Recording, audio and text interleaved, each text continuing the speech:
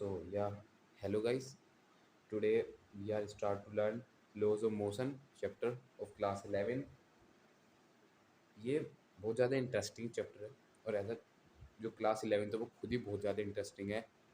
10th में तो हमने फिजिक्स में कुल दो फॉर्मूला पढ़े थे, एक इलेक्ट्रिक पोटेंशियल का और एक लाइट का पढ़ा था।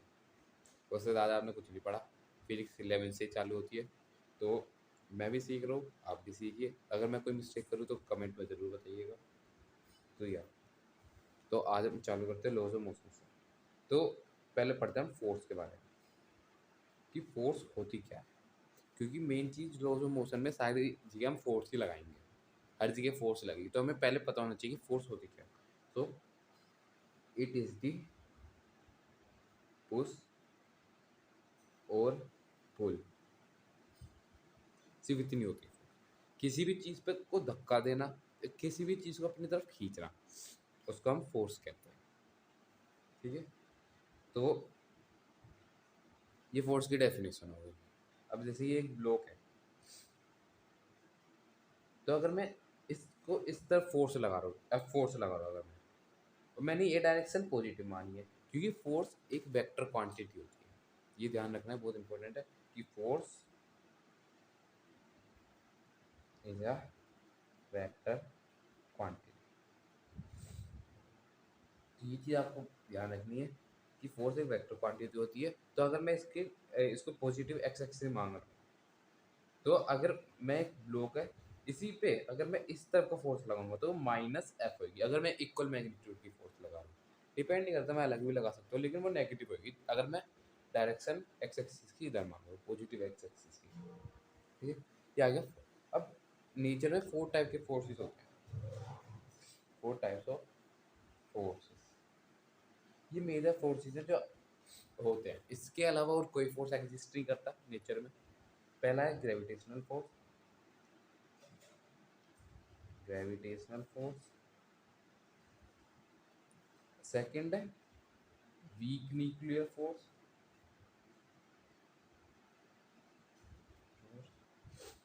थर्ड है थर्ड होता है आपका इलेक्ट्रोमैग्नेटिक,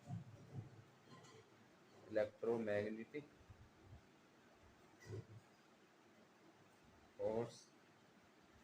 फोर्थ होता है आपका स्ट्रॉन्ग न्यूक्लियर फोर्स। और इनका ऑर्डर इसी टाइम होता है, मतलब सबसे पावरफुल होती है फोर्स, मतलब स्ट्रॉन्ग न्यूक्लियर फोर्स, फिर उससे कम होती है इलेक्ट्रोमैग्नेटिक फोर्स, फिर उससे कम होती है वीक फोर्स, और उससे कम होती है ग्रेविटेशनल फोर्स। इनका कुछ ऐसा होता है कि 10 की पावर 38, फिर ये 10 की पावर 25, ये 10 की पावर 2, और ये 1। तो आप देख सकते हो कि सबसे वीकेस्ट फोर्स होती है, वीकेस्ट फोर्स होती है भाई ग्रेविटेशनल फोर्स, ग्रेविटेशनल फोर्स। और सबसे पावरफुल होती है हमारी स्ट्रॉन्ग न्यूक्लियर फोर्स। तो इसी ऑर्डर में, वैसे इसके ऊपर क्वेश्चन आता नहीं, लेकिन अंडरस्टैंडिंग के ऊपर है, क्योंकि जेई में इसके ऊपर ऐसा कोई टफ क्वेश्चन आता नहीं है कि हमसे रेंज पूछ ली, लेकिन इससे कॉन्सेप्ट बहुत पावरफुल बन जाते हैं। तो ये होगी टाइप ऑफ फोर्सेस। अब हम करते हैं न्यूटन के लॉज को। न्यूटन लॉज, फिर न्यूटन का फर्स्ट लॉ क्या कहता है। वैसे सबसे पहले जो हमारे न्यूटन के लॉज दिए थे, वो दिए थे गैलीलियो ने। गैलीलियो ने एक चीज़ बताई थी कि अगर कोई बॉडी मूव करना चाह रही है तो उसको फोर्स रिक्वायर्ड है, और अगर कोई बॉडी यूनिफॉर्म स्पीड से चल रही है तो उसको फोर्स की नीड नहीं है। लेकिन फिर हम न्यूटन का नाम क्यों जोड़ते हैं? न्यूटन का नाम इसलिए जोड़ा जाता है कि भले ही न्यूटन ने पहला कॉन्सेप्ट, जो उसका पहला लॉ लॉ है, वो तो सेम गैलीलियो का, लेकिन इसके बेसिस पे न्यूटन ने दो और लॉज, जो और कोई साइंटिस्ट नहीं किया, इसलिए हम इन्हें Newton laws. First law, first law कहता है that every body which remain which is in rest will remain at rest, and a body moving with moving with a uniform, ये इंपॉर्टेंट वर्ड है, uniform velocity will remain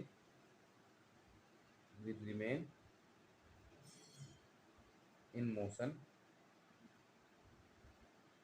without change in velocity, without change in velocity। देखिए writing पे मत जाइएगा क्योंकि ये सारे NCERT में लॉज दिए हुए हैं, आपका काम है समझना इनको उसको। मैं जो लिख रहा हूँ आपको कॉन्सेप्ट बनाने, तो वो उसको आप एनसीईआरटी से पढ़ के खुद बनाइए, आपका बहुत अच्छा कॉन्सेप्ट डेवलप होगा। और सच्ची बताओ तो लोग कहते हैं कि एनसीईआरटी से पढ़ाई नहीं होती, मैं कहता हूँ एनसीईआरटी इतनी बेस्ट बुक है कि अगर किसी ने एनसीईआरटी कर ली तो मैं मानता हूँ कि वो आईआईटी के हाफ पेपर तक वो पहुँच। क्यों? क्योंकि आई मैंने देखा है एनसीईआरटी मैंने खुद करी है, तो एनसीईआरटी में ना कॉन्सेप्ट जो होते हैं वो लगते हैं ना कि कैलकुलेशन, उसमें आपको थिंकिंग करनी पड़ती है, वो उसके ओलर आंसर होते हैं जिसने कॉन्सेप्ट क्लियर है, डेरिवेशन के बीच में से उसमें क्वेश्चन आते हैं। तो ये सारी चीज़ें अगर आपको पता होगी तो बहुत अच्छा होगा। तो इसे याद रखने के तरीके हैं कि हम ये पूरे चैप्टर को याद कर रहे हैं, इन्हें रिवाइज कीजिए, लिख के देखिए, प्रैक्टिस कीजिए, इन सबसे रिवाइज याद हो जाते हैं और जितनी बार आप पढ़ेंगे उतना अच्छा आपका कंसेप्ट बनेगा। फर्स्ट लो आ गया। अब इसमें हम बात करते हैं इनर्शिया। अब पहले फर्स्ट लो हम समझा रहे हैं क्या। फर्स्ट लो कहता है कि every body which is in rest will remain at rest, and a body moving with a uniform velocity will remain in motion and move without change in velocity। This means, इसका मतलब है कि अगर कोई body rest पे है तो rest पे रहेगी जब तक आप उस पर कोई एक्सटर्नल फोर्स ना लगाओ। मतलब अगर ये ओपी यहीं की यहीं मैं इसे छोड़ दूँ, तो अगर मैं 1 साल के बाद आके भी देखूँ कि कॉपी यहीं रहेगी जब तक कोई इसे खुद उठा के अपनी जगह से ना रखे। सिमिलरली अगर कोई चीज़ सेम वेलोसिटी से चल रही है, मतलब मैंने इस पेन को धक्का दिया आउटर स्पेस में और ये मूव कर रहा है सेम वेलोसिटी 10 मीटर पर सेकंड से, मान लीजिए कि ये मूव कर रहा है, तो ये 10 मीटर पर सेकंड से मूव करता रहेगा जब तक मैं इसमें एक्स्ट्रा फोर्स नहीं लगाऊं। और वो एक्स्ट्रा फोर्स की वजह से क्या होगा, वेलोसिटी चेंज हो जाएगी, और वेलोसिटी चेंज ही हमारा एक्सीलरेशन होता है। मतलब कि आप समझ सकते हैं कि अगर कोई बॉडी पे फोर्स लग रही है उसकी वजह से उसकी वेलोसिटी चेंज हो रही है, मीन्स उसमें एक्सीलरेशन डेवलप हो रहा। ये बहुत इंपॉर्टेंट चीज़ है जो समझनी बहुत जरूरी है। तो अब हम आ जाते हैं इनर्शिया। अब ये जो रेस्ट ऑफ मोशन की बात है ये डिपेंड करता है हमारे इनर्शिया के कॉन्सेप्ट, तो इसलिए फर्स्ट लॉ ऑफ मोशन को हम लॉ ऑफ इनर्शिया भी कहते हैं। इनर्शिया क्या होता है? ये एक टेंडेंसी होती है, टेंडेंसी ऑफ ए बॉडी और पार्टिकल पार्टिकल टू रेसिस्ट या oppose the change in its state of rest या फिर मोशन और डायरेक्शन भी होता है। डायरेक्शन मैं बताऊँ कैसे होता है, ये समझ में तो आ रहा है। अगर रेस्ट ऑफ मोशन का जो इनर्शिया क्या होता है, वो एक टेंडेंसी होती है एक बॉडी की कि अगर कोई चीज़ रेस्ट में है तो कोशिश करती है रेस्ट में रहने की, वो मूव नहीं करना चाहती। वो हम जबरदस्ती उसे फोर्स देकर मूव कराते हैं, नहीं तो अगर कोई बॉडी रेस्ट में तो वो रेस्ट में रहना चाहती है। अभी मैं एग्जाम्पल दूंगा इनके। ऐसी कोई बॉडी यूनिफॉर्म मोशन में है तो वो यूनिफॉर्म मोशन में ही रहना चाहती है, वो मोशन ही करना चाहती है, यूनिफॉर्म भी नहीं तो वो मोशन ही करना चाहती है। फिर डायरेक्शन, अगर कोई इंसान या कोई भी पार्टिकल नॉर्थ की तरफ जा रहा है तो अपनी डायरेक्शन तभी तो बदल सकता है कि अगर मैं उस पर फोर्स लगाऊं। अगर फोर्स नहीं लगाऊंगा तो वो तो नॉर्थ की तरफ ही जाता रहेगा। और इनर्शिया की वजह से, अगर मैं आपको एग्जांपल दूं डायरेक्शन का, अगर आपको अपनी समझ में ना हो, अगर बस मूव कर रही है सीधा और ने एकदम से शार्प टर्न लिया, तो अगर एक पर्सन बाहर गिर रहा है, उससे बाहर गिर गया, तो इसका मतलब है कि वो उसकी मैं समझाता हूँ। जैसे ये बस है, अभी बस आ तो इस डायरेक्शन में थी, इसमें एक पर्सन है, अब पर्सन का भी इनर्शिया इधर की तरफ है मोशन में, तो जब ये बस यहाँ को टर्न लेगी, तो अब बस ने तो टर्न ले लिया लेकिन इसका तो कहेगा कि डायरेक्शन सेम है, तो ये यहाँ पे जो पर्सन होगा वो सीधा एकदम बाहर जाके गिर जाएगा बस से, उसको लगेगा मैं बस में ही था, किसी ने धक्का दिया, लेकिन नहीं, वो गिर जाएगा, वो उसके इनर्शिया की वजह से गिर जाएगा। और अब इम्पोर्टेंट बात कि जो इनर्शिया होता है वो एक इनहेबिटेटेड, या मुझे करेक्ट वर्ड याद नहीं आ रहा, इनहेबिटेटेड मतलब वो सब में प्रेजेंट होता है। ऐसे कोई बॉडी नहीं जिसके अंदर इनर्शिया ना हो। हाँ, वो मास लेस फोटोन्स की अगर आप बात करो तो वो अलग चीज़ है, लेकिन इनर्शिया हर किसी के अंदर होता है। और दूसरी बात, इंपॉर्टेंट बात, एक तो ये है ही, दूसरी है कि इनर्शिया जो है is not a physical quantity, एक फिजिकल क्वांटिटी नहीं है।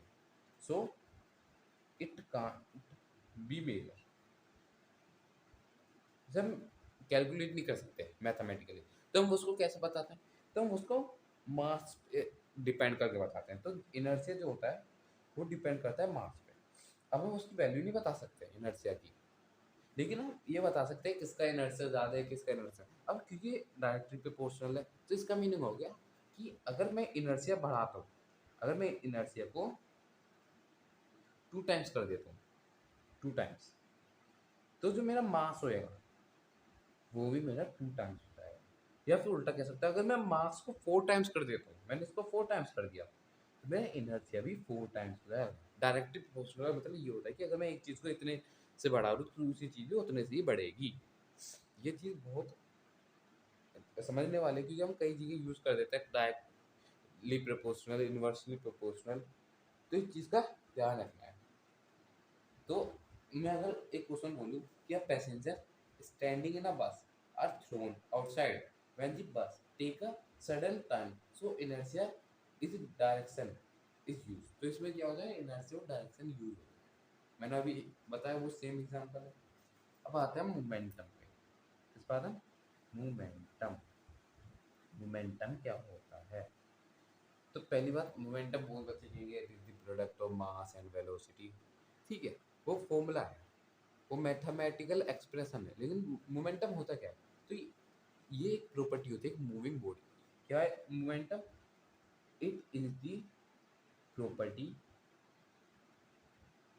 Of a moving body. ये एक मूविंग बॉडी की प्रॉपर्टी होती है। हाँ, मैथमेटिकल एक्सप्रेशन में कहते हैं कि जो मोमेंटम होता है, मोमेंटम को हम बेसिकली पी से डिनोट करते हैं। पी इज दी या is equal to the product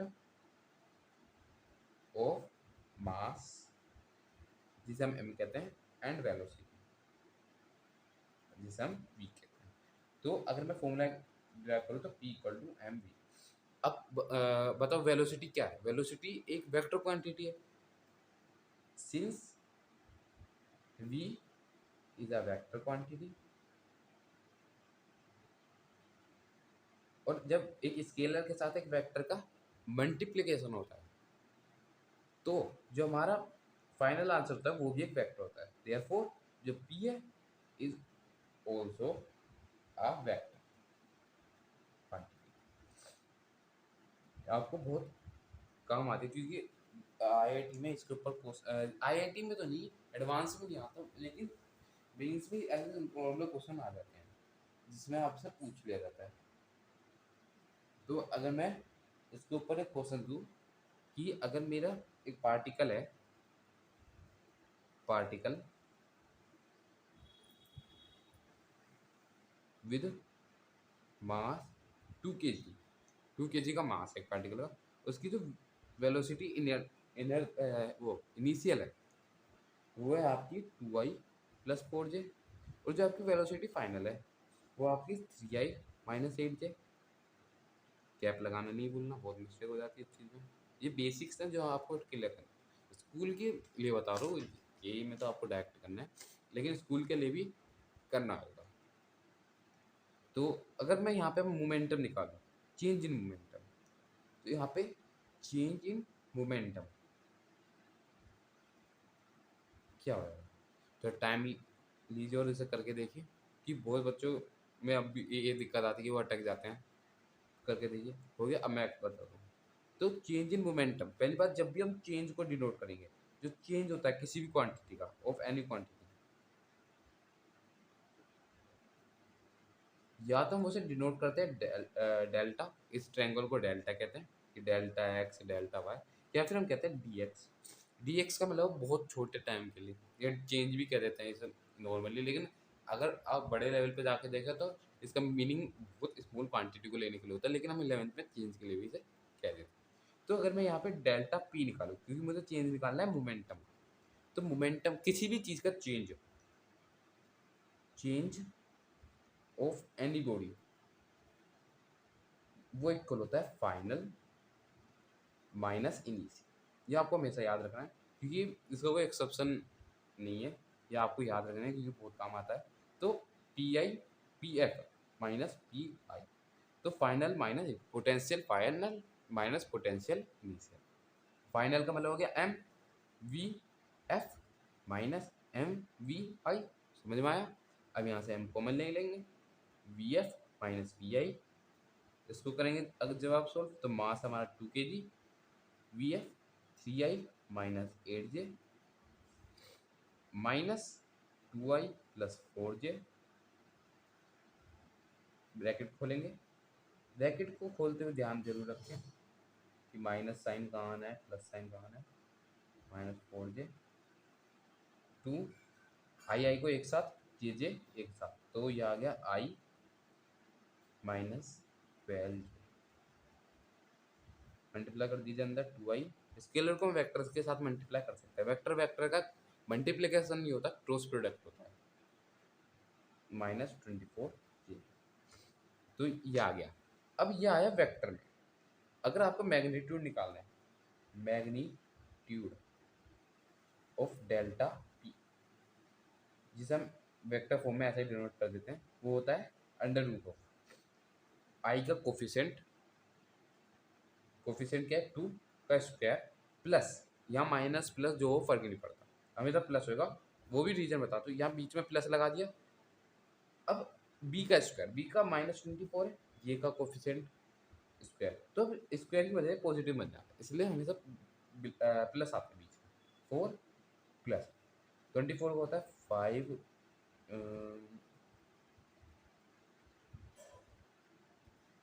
शायद 24 का निकाल लीजिए आप, 16 0 4 4 में 4 32 6 3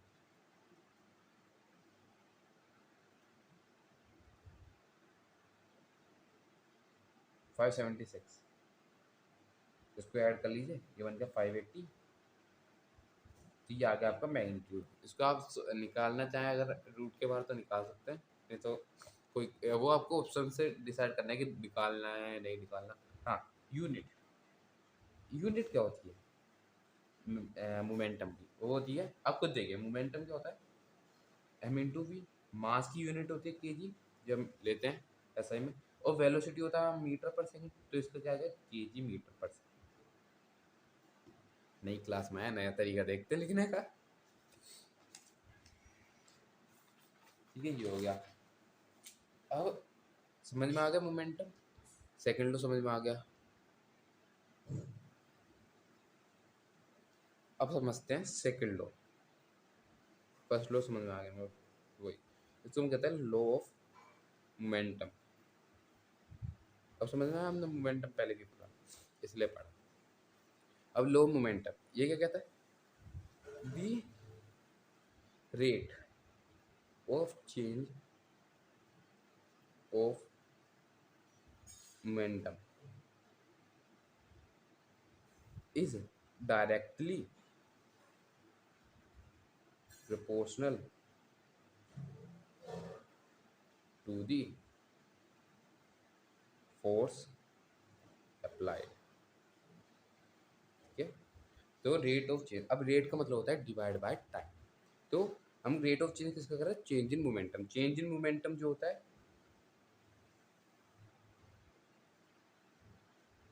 वो हमारा होता है इक्वल टू डेल्टा पी।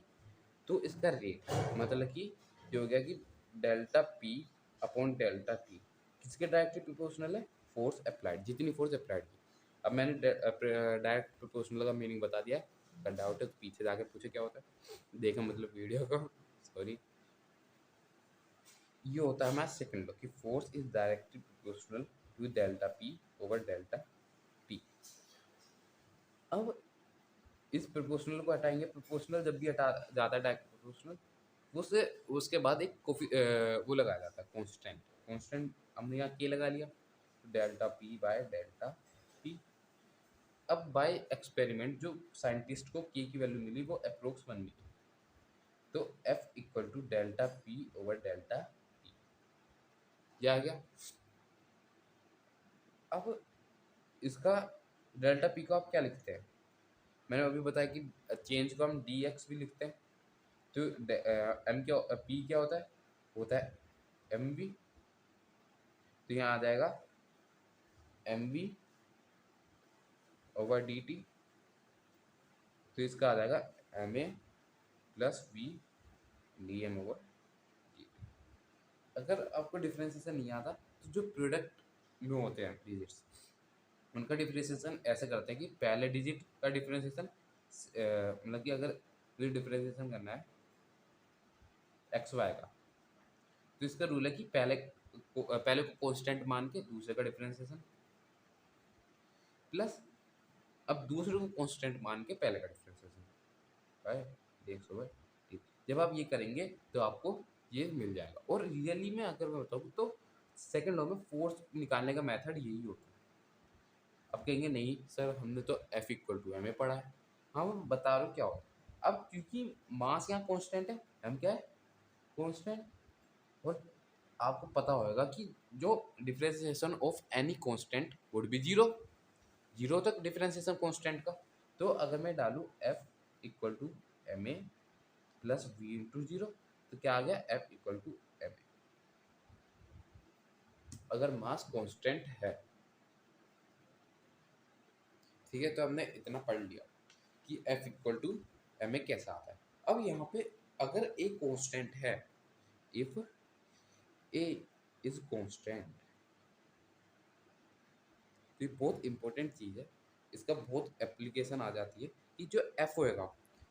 अब हमने पढ़ा कि एक्सीलरेशन की क्या होता है, अगर आप फर्स्ट मोशन ऑफ इक्वेशन से निकालें तो होता है v minus U upon T. ऐसे नाइन्थ में ये फॉर्मूला भी था एक्सीलरेशन का, तो यहाँ पे मैं लिख सकता हूँ सिंपली ये कि फोर्स इसके इक्वल है, एक फॉर्मूला ये, और काइनेमेटिक्स इसमें भी लगती है। तो मतलब अगर मैं ए को किस फॉर्म में लिख सकता हूँ, D square X by D T का होल स्क्वायर, ये भी आपने काइनेमेट्रिक्स में पढ़ा होगा। और जो फोर्स होती है वो इक्वल होती है M V D V over D T, इसकी इक्वल होती है डी एक्स, यहाँ डी एक्स आता है डी एक्स, टाइम के सामने हमें डिस्टेंस है। अगर आप जानना चाहते हैं कैसा आता है तो एम ए हुआ, एम ए का इंटीग्रेशन, एम ए का मतलब ए का डिफरेंस है तो होता है D V over D T, ऊपर नीचे डी एक्स और डी एक्स से मल्टीप्लाई करते हैं क्योंकि वो 1 हो जाएगा, कोई फर्क नहीं पड़ता। अब D V over D X इसके साथ आ गया डी, इंटू इसके साथ यहाँ आ गया और ये वाला यहाँ चला गया, तो D X over D T, interchange कर दिया सिंपली।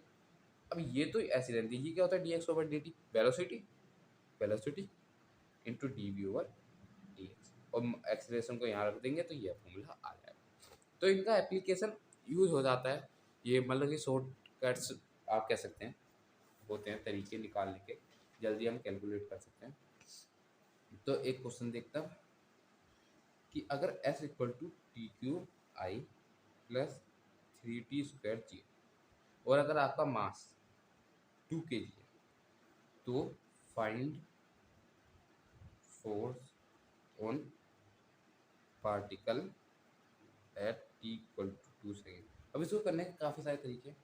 अब अगर मैं आपको आसान तरीके से कर रहा हूँ जो बहुत एक्यूरेट है, आसान तो नहीं लेकिन एक्यूरेट है बहुत ज़्यादा, इससे आपकी गलती। तो पहले हम वी एक्स लेंगे, वी एक्स मतलब आई की टर्म, क्योंकि एक्स है, एक्स मतलब एक्स एक्सिस आई को डिनोट करती है, तो 3 अब ये एस है, एस एक्स ही, तो यहाँ पे एस वाई ले लेते हैं, वहाँ का 3t स्क्वायर, क्योंकि वाई जो होता है वो जे को डिनोट होता है। तो अब यहाँ से अगर मैं डिफ्रेंसिएशन करूँ डी टी, तो यह क्या आ जाएगा 3 ओवर डी टी, उल्टा लिख दिया कोई फर्क नहीं पड़ता, जब वेलोसिटी ऑफ एक्स आ जाएगी वो आ जाएगी 3t²।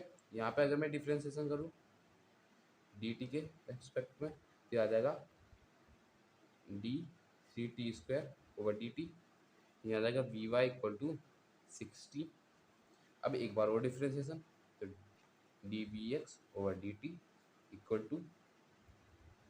d3t² / dt and vy का डिफरेंशिएशन अपॉन dt = d60/dt। इसका डिफरेंशिएशन तो एक्सेलेरेशन ऑन एक्स एक्सिस आ गया 60। अब इसका रूल अगर आपको नहीं पता कि अगर 3t² या कोई भी टर्म पावर में कि n या फिर xn है तो इसमें क्या होता है xn में अगर कोई टर्म इस फॉर्म में है तो n जो पावर होती है वो आगे आ जाती है n, और जो x की टर्म है उसमें एक पावर माइनस हो जाती है। ये चीज़ आप याद रखिएगा, ये डिफरेंस में बहुत जगह यूज आती है। तो इस ऐसी 3×2 = 6 क्योंकि कांस्टेंट है तो इसका कुछ नहीं होगा, t² का डिफरेंशिएशन होगा तो 2 बाहर आ जाएगा और एक पावर कम हो जाएगी तो 2 - 1 1। ऐसे अगर मैं इसका करूँ एक्सेलरेशन ऑन y तो ये आ जाएगा 6 क्योंकि इसमें 6 × 1 और ये 1 - 1 0 t की किसी भी चीज़ की पावर 0 तो 1 होता है तो 6 आ गया। अब अगर मैं निकालूँ ए नेट तो ए नेट आएगा अंडर रूट। अभी मैंने बताया नेट कैसे निकालते हैं, हमें तो बीच में प्लस आता है ax + ay²। ये आ गया 6t² + 6। अब थोड़ी कैलकुलेशन भी सीखे, प्री में सिखा रहे बट चीज़ सीखिए। यहाँ से मैंने 6 कॉमन लिया 6² अंडर रूट। यहाँ क्या बचा t² + 1, ठीक है। और यहाँ से 6² है तो बाहर आ जाएगा 6 तो 6 अंडर रूट t² + 1। टी की वैल्यू हमसे 2 सेकंड पर पूछी है तो ये 2 का स्क्वायर 4 + 1 5 तो आ गया 6√5 मीटर/सेकंड²। ये आ गया एक्सीलरेशन। अब फोर्स जो होती है मेरी वो होती है m × a। अब क्योंकि मेरा मास हमें कितना दे रखा था 2 kg का तो 2 × एक्सीलरेशन हमारा आ गया 6√5 तो हमारा आ गया √5 मीटर। ये हमारा आंसर है। तो इस तरीके से ये क्वेश्चन होते हैं तो इनका आपको ध्यान रखना है। अच्छे क्वेश्चन है तो अगर आप कर पा रहे हैं तो बहुत ही अच्छा, और अगर आप नहीं कर पा रहे तो कोई बात नहीं, practice makes a man perfect, so don't worry, practice करते रहिए। अब एक और क्वेश्चन लेते हैं। An army vehicle of mass 1000 kg is moving. हाँ तो ये क्वेश्चन है। क्वेश्चन क्या है, an army vehicle of mass 1000 kg is moving with velocity 10 meter per second and is acted upon by a forward force of 1000 Newton due to engine of a and a retarding force of 500 Newton due to friction. What will be its velocity of 10 second? 10 second पे हमसे velocity पूछी है। अब ये question को आप एक बार try कीजिए, कर लिया, अब बताओ अभी क्वेश्चन होना कैसा है। पहले हम सोचते हैं हमें दिया गया कि ट्रक है, उसका मास दे दिया हमें 1000 kg, इंजन की वजह से फॉरवर्ड मूव कर रहा है 1000 न्यूटन से, लेकिन रिटार्डिंग फोर्स जो लग रही है उस पर फ्रिक्शन की वो है 500 न्यूटन। इंग्लिश समझ नहीं है ध्यान से वर्ड को। तब यहाँ पे अगर मैं नेट फोर्स निकालूँ तो आएगी 1000 - 500 विच इज 500 न्यूटन। हाँ आप सही सोच रहे हैं, फोर्स इधर की तरफ ही होगी। नेट फोर्स आ गई। अब जो मैंने आपको बताया था फॉर्मूला कहाँ यूज है, एम में होता है फॉर्मूला F = m। अब यहाँ क्या लगा सकते हैं v - u/t, क्योंकि हमें टाइम दे रखा है इसलिए लगाया। हर चीज़ में देख के लगा रहा हूँ, आपको भी ये अप्रोच होनी चाहिए क्वेश्चन को करते हुए कि हमें देख के लगानी है हर चीज़। हमें दिखना चाहिए कि क्वेश्चन में हमसे पूछा गया तब हम लगा रहे हैं। तो 500 न्यूटन इक्वल टू मास है 1000 kg इंटू वेलोसिटी पूछी हमसे v। अब इनिशियल वेलोसिटी हमें दे रखी है 10 मीटर पर सेकंड, ये इनिशियल है, ये ध्यान रखना, ये पढ़ते हुए आपको देखना है कि ये इनिशियल वेलोसिटी दे रखी है हमें, ना कि फाइनल। तो इनिशियल है 10 अपॉन कहाँ पूछा है 10 सेकंड पे 10। बस अब कैलकुलेट करना है, 2 0 2 0 गया, फाइव वन जा फाइव टू जा, कैलकुलेशन भी सिखा रहा हूँ साथ में। तो 1/2 equal to V minus ten upon ten, five आ गया, फिर 10/2 equal to V minus ten, five equal to V minus ten, जब माइनस इधर जाता है तो प्लस बन जाता है, 10 + 5 इक्वल टू 15 मीटर पर सेकेंड। ये आपकी वेलोसिटी आ गई फाइनल, जो आपने कहा। तो आंसर करेक्ट ऑप्शन है सी, 15 मीटर पर सेकेंड। एक और क्वेश्चन देखते हैं, समझ में आया? हमें फोर्स दे दी है 2i + 4j + 6k, हमें ये फोर्स दे दी है और हमें मास जो दे रखा है वो है 2 kg का। तो हमें इसकी वेलोसिटी फाइंड करनी है after 2 second if u equal to zero, initial velocity में जीरो। अब अगेन फोर्स क्या होता है, एम ए, तो force equal to M V minus U upon T. Force हमें देखा 2i, या फिर सिंपली फोर्स ले लेता हूँ, या फिर डायरेक्टली कर लेते हैं, क्योंकि वहाँ पे आपको देखने अंडरस्टैंडिंग स्कूल के, अगर आप स्कूल के हैं तो इसका सिंपली आप मैग्नीट्यूड निकाल सकते हो। तो मैंने सिखाया कि मैग्नीट्यूड ऑफ एनीथिंग वो होता है अंडर रूट ऑफ सबका स्क्वायर का सम। तो 4 + 16 + 36 यहाँ से आ जाएगा आपका मैग्नीट्यूड, वो यहाँ रख के निकाल लीजिए, सबकी वैल्यू दे रखी है।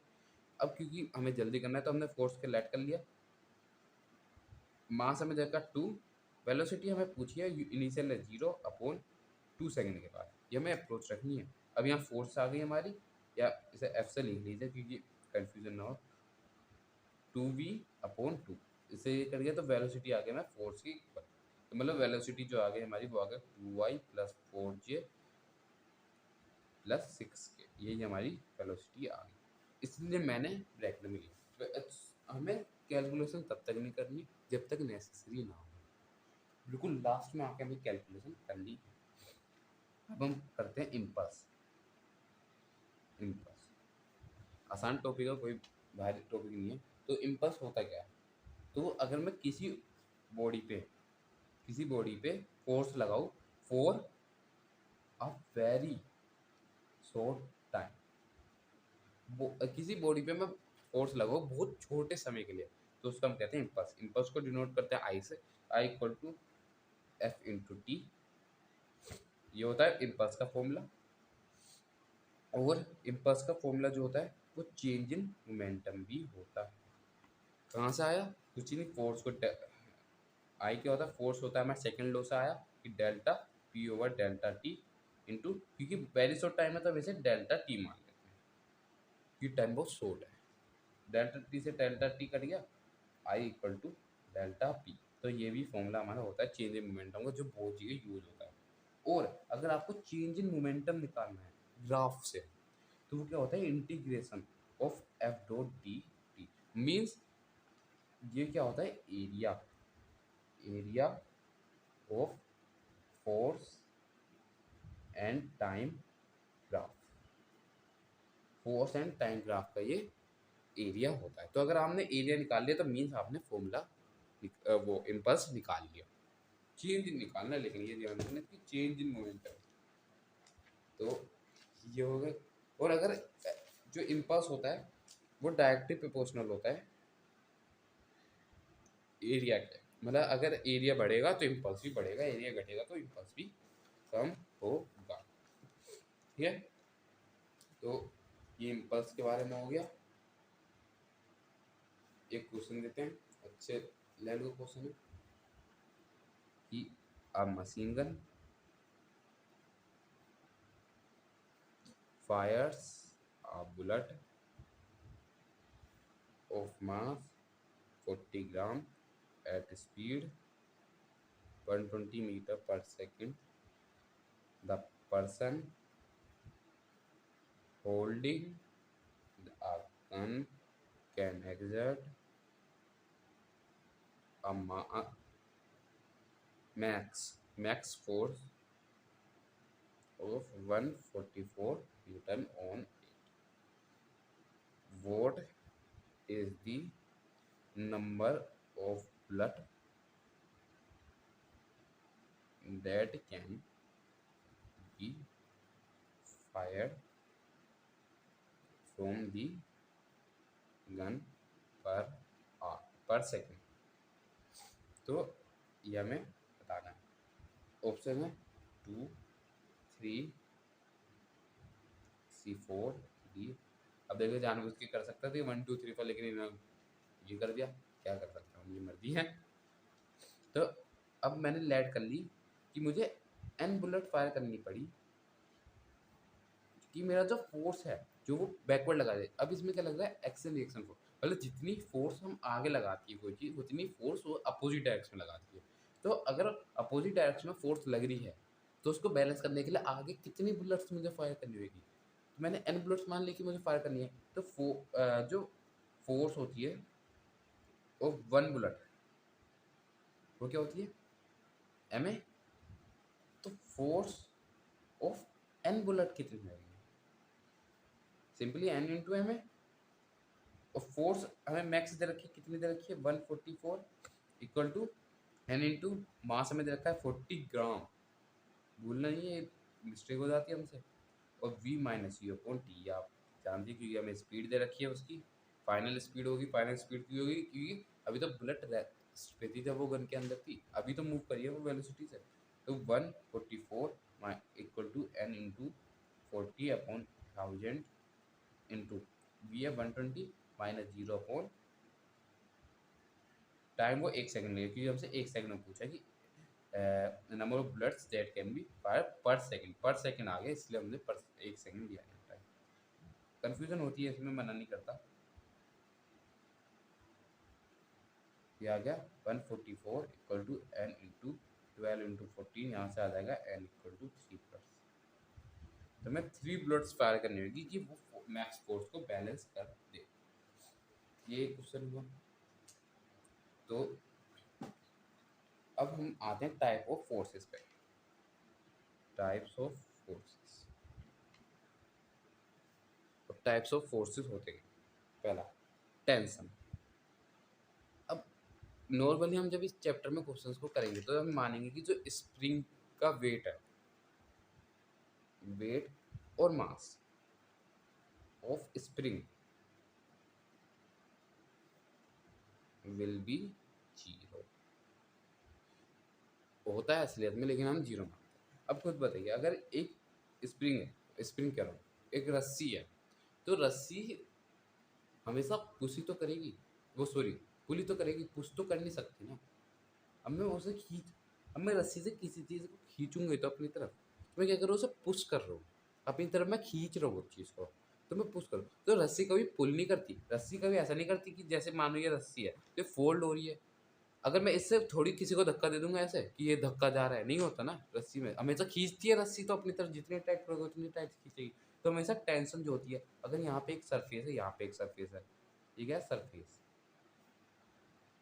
तो हमेशा सरफेस के अपोजिट डायरेक्शन में होगी टेंशन।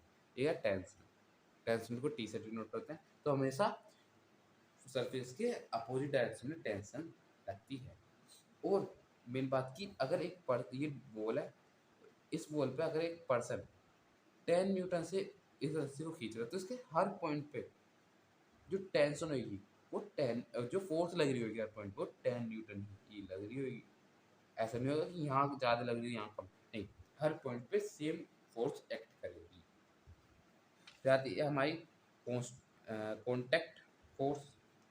कॉन्टैक्ट फोर्स जैसे आप समझ, जब दो सरफेस ही कॉन्टैक्ट में आती है आपस में, तो जैसे कि ये हो गया, ये है, यहाँ पे एक लैडर है, तो यहाँ पे एक कॉन्टैक्ट है, यहाँ पे कॉन्टैक्ट। अब याद रखिए, जब भी कॉन्टैक्ट फोर्स आती है वहाँ पे नॉर्मल फोर्स आती है, नॉर्मल रिएक्शन। नॉर्मल रिएक्शन उसे कहते हैं जो perpendicular to the normal reaction, किसे कहते हैं, परपेंडिकुलर टू दी सरफेस, जो परपेंडिकुलर हो सरफेस है। परपेंडिकुलर मतलब 90 डिग्री। जैसे अब ये सरफेस है तो नीचे ये एम जी लगा रही होगी, मास इंटू, क्योंकि वेट क्या होता है, मास इंटू ग्रेविटी। तो ऊपर जो इसकी परपेंडिकुलर लगेगी सरफेस से, उसे नॉर्मल रिएक्शन कहते हैं। हाँ वो अभी बैलेंस चलेगी, लेकिन बाद में देखेंगे। अभी फिलहाल हमें समझना नॉर्मल रिएक्शन हमेशा परपेंडिकुलर होती है सरफेस के। सिमिलरली अगर यहाँ पे नॉर्मल रिएक्शन निकालें तो वो परपेंडिकुलर होगी सरफेस में। परपेंडिकुलर मीन्स ऐसे, यहाँ पे नॉर्मल रिएक्शन। तो ये होती है हमारी कॉन्टैक्ट फोर्स। कॉन्टैक्ट फोर्स याद रखिएगा, जो नॉर्मल रिएक्शन होती है वो वैनिश हो जाती है, वैनिश मतलब खत्म हो जाती है जब दो सरफेसेस का कॉन्टैक्ट टूट जाता है। जैसे सरफेस का कॉन्टैक्ट खत्म हुआ, एकदम जो नॉर्मल फोर्स है वो जीरो हो गई, अब उस पर कोई नॉर्मल फोर्स एक्ट नहीं कर। अब तीसरी आ जाती है हमारी स्प्रिंग। अब जैसे हमने देखा जो रोब होती है, रोब उसकी टेंडेंसी होती है किसी चीज़ को पुश करती है अपनी तरफ, वो पुल नहीं करती, वो धक्का नहीं देती, वो खींचती है अपनी तरफ। लेकिन स्प्रिंग क्या होता है, स्प्रिंग ऐसे शेप का होता है, तो अगर मैं इसे इस तरफ से खींचूँ तो भी ये वापस अपनी नॉर्मल पोजीशन में आ जाएगी, और अगर मैं इस तरफ से खींचूँ तब भी आ जाएगी, और अगर मैं इसको अंदर की तरफ प्रेस करूँ तब भी अपनी नॉर्मल पोजीशन में आ जाएगी। तो ये पुश भी करती है, पुल भी करती है, लेकिन इसकी मेन चीज़ क्या है कि ये अपनी पोजीशन पे ही आना चाहती है। तो स्प्रिंग पुश और पुल दोनों करती है, और वो अपनी नॉर्मल पोजीशन पे आना चाहती है। अब जैसे यहाँ एक स्प्रिंग है, अगर ये यहाँ से इसकी लेंथ एल है, यहाँ पे इसकी नॉर्मल है कि ये यही है, अभी मैंने इसको कुछ नहीं खींचा, लेकिन अगर मैं इसको खींच दूँ, मैंने इसको खींच दिया, यहाँ पे थी ये इतनी लेंथ एल हुई, तो ये जो बढ़ गई इसको मैंने डेल्टा एक्स कर दिया, तो यहाँ से यहाँ तक की जो लेंथ हुई वो है एल प्लस डेल्टा एक्स। और या इसको सिर्फ एक्स कह सकते हैं, इतना मतलब हम काफ़ी डिस्टेंस तक वैसे खींच रहे तो इतना छोटा नहीं, तो हमने इसे एक्स कह दिया, डिस्टेंस को यहाँ से यहाँ तक की डिस्टेंस हमने कह दिया एक्स। अब यहाँ पे जब हम कहते हैं, और कंप्रेशन में ये होता है कि ये रही स्प्रिंग, अगर यहाँ पे इसकी नॉर्मल रिएक्शन थी, तो अगर मैंने अच्छे से बनाते हैं थोड़ा सा, यहाँ पे इसकी नॉर्मल रिएक्शन थी, मैंने इसको यहाँ तक कंप्रेस कर दिया, सिर्फ इतना ही मैंने इसको कंप्रेस कर दिया, खींच के लिया, तो ये जो डिस्टेंस कम हुआ इसे कहते हैं एक्स डिस्टेंस। तो ये एल में से एक्स कम। अब जब हम फोर्स निकालेंगे, फोर्स क्या होगी, हम कितनी फोर्स लगा रहे हैं, क्योंकि फोर्स के जब मैं इसमें फोर्स इधर को दूंगा तभी होगी, जब मैं इसमें फोर्स इधर को दूंगा तभी होगी। अब क्योंकि इसकी टेंडेंसी अपनी मेन पोजीशन पे जाने की, तो ये अंदर से एक फोर्स लगेगी जो इसको अंदर की तरफ खींचेगी। उस फोर्स को मैंने क्या दिया, एफ नोट। अब जो मेरी एफ नोट की वैल्यू होगी वो होगी माइनस ऑफ के एक्स, क्योंकि डिस्प्लेसमेंट अगर मैं इधर को मान रहा हूँ तो वो तो फोर्स इधर को लग रही है, वापस इधर को आ रही है, तो इस वजह से माइनस, माइनस सिर्फ डायरेक्शन को डिनोट करता है और कुछ नहीं है। मैग्नीट्यूड बस के एक्स का होता है। के क्या है यहाँ पे, के हमारा स्प्रिंग, स्प्रिंग कॉन्स्टेंट, इसकी वैल्यू आपको क्वेश्चन में गिवन रहेगी। एक्स आपका डिफरेंस ऑफ डिस्टेंस। अब कुछ बच्चों को डिफरेंस और सब्सटीट्यूशन में दिक्कत आती है कि डिफरेंस और सब्सटीट्यूशन में आती है, तो अगर मैं कहूँ 2 का डिफरेंस 3 के साथ, तो इसका मतलब 3 माइनस 2, जो हमेशा पॉजिटिव होता है, डिफरेंस हमेशा पॉजिटिव होता है, ऑलवेज पॉजिटिव, इसका मीनिंग होता है पॉजिटिव। और अगर मैं कहूँ 2 सब्सट्रैक्ट 3, तो 2 माइनस 3 जो पॉजिटिव और नेगेटिव दोनों हो सकता है, ठीक है, तो लेकिन डिफरेंस हमेशा पॉजिटिव होता है। तो ये होगा हमारा स्प्रिंग। अब इसकी यूनिट क्या होती है, जो हमारा क्यों होता है उसकी यूनिट होती है न्यूटन मीटर पर सेकेंड। अब पर मीटर अपॉन में मीटर आता है, क्यों, क्योंकि हमने देखा F equal to K X, K की value K equal to F upon F multiply में डिवाइड में जाएगा, के क्यू एफ की होती है न्यूटन, एक्स डिस्टेंस है मीटर, या कुछ इसको ऐसे न्यूटन पर मीटर भी लिख लेते हैं, कोई प्रॉब्लम नहीं है। अब पढ़ते हैं इक्विलिब्रियम। आज सारी थ्योरी कर लेते हैं, क्वेश्चन कल से चालू करेंगे अच्छे अच्छे। इक्विलिब्रियम ऑफ फोर्स कुछ नहीं है, व्हेन जो sum of all forces acting on a particle